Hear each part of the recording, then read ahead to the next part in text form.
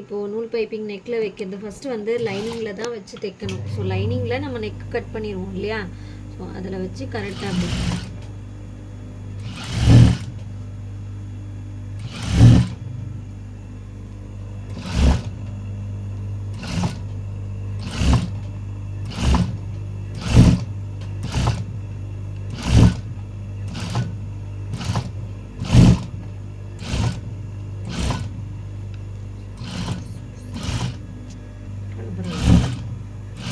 Front நெக்குக்கும் அதே மாதிரி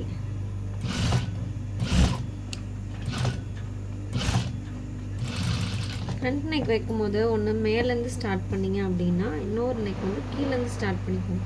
நிறைய பிகினர்ஸ் என்ன பண்ணுறீங்கன்னா ஒரே பக்கம் அடித்து தைச்சிட்டு அதுக்கப்புறம் வந்து லாஸ்ட்டாக நோட் பண்ணுறீங்க. ஸோ அதுக்காக ஸ்டார்டிங்கில் தைக்கும் போதே மேலே நெக்லேருந்து ஸ்டார்ட் ஆகுது அப்படின்னா இன்னொரு வந்து நெக்கோட ஸ்டார்டிங் எண்ட்லேருந்து ஸ்டார்ட் ஆகி எண்டில் முடிக்கணும். ஸோ அப்படி நீங்கள் கால்குலேட் பண்ணிக்கினீங்கன்னா உங்களுக்கு வந்து நெக் வந்து மாறாமல் வரும்.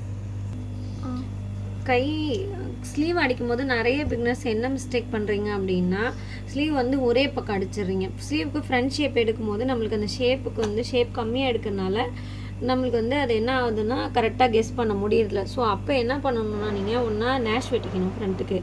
சில பேர் அதுவும் நேஷும் வெட்டுறதில்ல. ஸோ இன்னொரு ஐடியா என்ன சொல்கிறேன்னா தைக்கும் போது இப்போ ஸ்லீவ் எப்படி ஓப்பன் பண்ணுறீங்க அப்படின்னா இங்கே ஒரு மார்க் இங்கே ஒரு மார்க். ஸோ ஸ்லீவுக்கு ரெண்டு சைடு ஆப்போசிட்டில் மார்க் போட்டுட்டீங்க அப்படின்னா நீங்கள் தைக்கும் போது உங்களுக்கு வந்து ஸ்லீவ் வந்து மாறவே மாறாது. இந்த மார்க்கை பார்த்துட்டு நீங்கள் அந்த மார்க்லேயே அடிச்சிங்க அப்படின்னா உங்களுக்கு வந்து ஸ்லீவ் வந்து மாறவே மாறாது.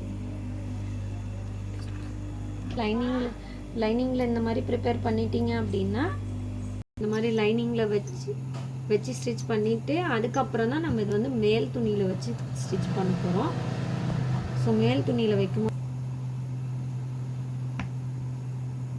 இதில் எது மேல் பக்கமோ இப்போ இதுதான் மேல் பக்கம், இது உள் பக்கம். ஸோ இதில் பார்த்தீங்கன்னா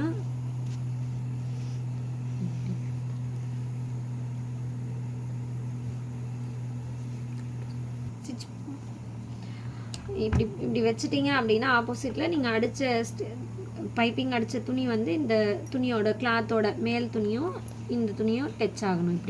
அப்படி பண்ணும் போது அடிச்சு திருப்பினீங்கன்னா உங்களுக்கு கரெக்டாக வரும். சரியா? இந்த ப்ளவுஸ் ஃபினிஷிங் ஆகிற வரைக்குமே நீங்கள் வந்து ஒத்த குதிரையில் தான் வந்து ப்ளவுஸை ஃபினிஷிங் பண்ணணும். ஸோ எல்லா இடத்துலையுமே கரெக்டாக இருக்கா, ஈவனாக இருக்கான்னு செக் பண்ணிக்கோங்க. ஏன்னா அடித்து முடிச்சுட்டு நீங்கள் பாட்டுக்கு அடித்து முடிச்சுட்டு பார்த்தீங்கன்னா அப்புறம் எல்லாமே கிராஸ் ஆகிடும். ஸோ துணி வந்து மேல் தையல் அடிக்கும் போது துணி பத்தாமல் போயிடும். ஸோ எல்லாமே கொஞ்சம் கொஞ்சம் தூரத்துக்கு செக் பண்ணிக்கோங்க. ஒரு டைம் கரெக்டாக வருதா என்னன்றது செக் பண்ணிவிட்டு அடிங்க.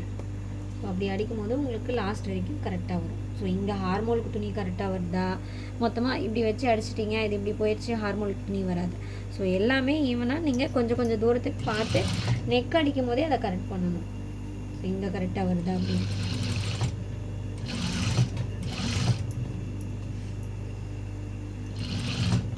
இன்னொன்று முக்கியமான இதில் பாயிண்ட் என்னென்னா எப்பயுமே வந்து ஒரு துணியை பெண்ட் பண்ணும்போதோ திருப்பும் போதோ நீடலை வந்து உள்ளே பின் பண்ணிவிட்டு அதுக்கப்புறம் நீங்கள் வந்து திருப்புனீங்கன்னா அட்ஜஸ்ட் பண்ணிங்கன்னா கூட உங்களுக்கு துணி அந்த இடத்துலேருந்து எங்கேயுமே விலகாது. ஸோ இது மெயின் ரீசன். எல்லா இதுலேயுமே இதை பார்த்துக்கோங்க. ஸோ அப்படி பண்ணும் போது உங்களுக்கு வந்து துணி விலகாது. பிகினர்ஸ்க்கு முக்கியமாக இது நோட் பண்ணிக்கோங்க.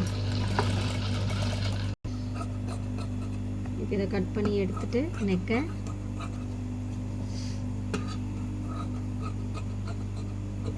இந்த பெண்ட் எங்கெங்கே வருதோ அங்கே ஒரு 3 நேஷ் போட்டுக்கோங்க.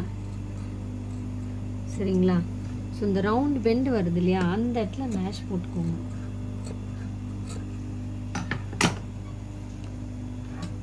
நேஷ் போட்டுட்டு இப்படி மேல் பக்கம் கிளாத் இருக்குது பார்த்தீங்களா, லைனிங் இப்படி திருப்பினீங்க அப்படின்னா இதில் மேல் ஸ்டிச் போடுங்க.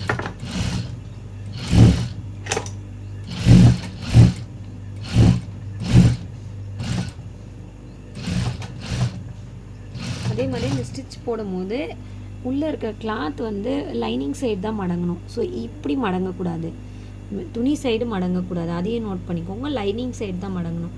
ஸோ கிட்டத்தட்ட ஒரு இன்ச்சுக்குமே வந்து பொறுமையாக நிறுத்தி தான் ஸ்டிச் போடணும். சில பேர் இங்கே ஆரம்பித்து இங்கே முடிக்கணும்னு நினைப்பீங்க. அப்படி முடிக்கக்கூடாது. ஸோ ஒரு இன்ச்சுக்கும் நெக்கை பொறுத்த வரைக்கும் எவ்வளோ ஸ்லோவாக நம்ம அடிக்கணுமோ அவ்வளோ ஃபினிஷிங் நம்ம நெக்குக்கு கொடுக்க முடியும். ஸோ நெக்கை எப்பயுமே அவ்வளோ ஸ்லோவாக தான் அடிக்கணும். இப்போ அடிச்சுட்டு கிளாத் லைனிங்கை ஆப்போசிட் சைடு திருப்பிட்டு இப்போ நெக்கை வந்து இங்கே லைனிங்லேருந்து அடிங்க. நீங்கள் ரைட் சைட் குதிரை அப்படி மாற்றினீங்கன்னா நீங்கள் இங்கேருந்தே அடிச்சுக்கலாம். உங்கள் கை வாட்டை எப்படி வருதோ அப்படி இங்கேருந்து ஸ்டார்ட் பண்ணிக்கலாம். ஸோ நான் லாஸ்ட்டாக முடிக்கிற வரைக்கும் ஒரே கோடா போட்டு தான் அடிப்பேன். ஸோ அதனால் உங்களுக்கு இப்படி சொல்கிறேன்.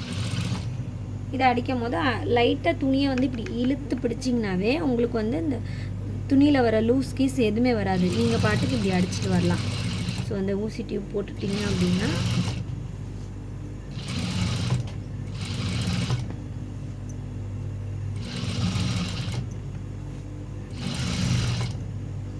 ஸோ ஃப்ரண்ட் நெக்கு ஸ்லீவு எல்லாமே நீங்கள் இப்படி தான் ரெடி பண்ணணும். இப்போ நான் அடித்த மெத்தடில் தான் ரெடி பண்ணணும்.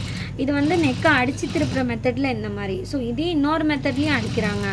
ஸோ ஒருத்தர் வந்து நம்ம கிராஸ் பீஸ் தனியாக நெக்கு கொடுத்து அதுக்கப்புறம் பைப்பிங் ரெடி பண்ணி நெக்கை வந்து பிசரோட ஃபஸ்ட்டு துணியிலே ஸ்டிச் பண்ணிவிட்டு மேல் பைப்பிங் துணி வச்சுட்டு அப்படியும் அடிக்கிறாங்க. ஸோ இப்படி பிகினர்ஸ் இப்படி அடிச்சிங்கன்னா கொஞ்சம் சீக்கிரமாகவும் ஒர்க் முடியும், நல்லாயிருக்கும், கொஞ்சம் நீட்டாகவும் இருக்கும் பாருங்கள்.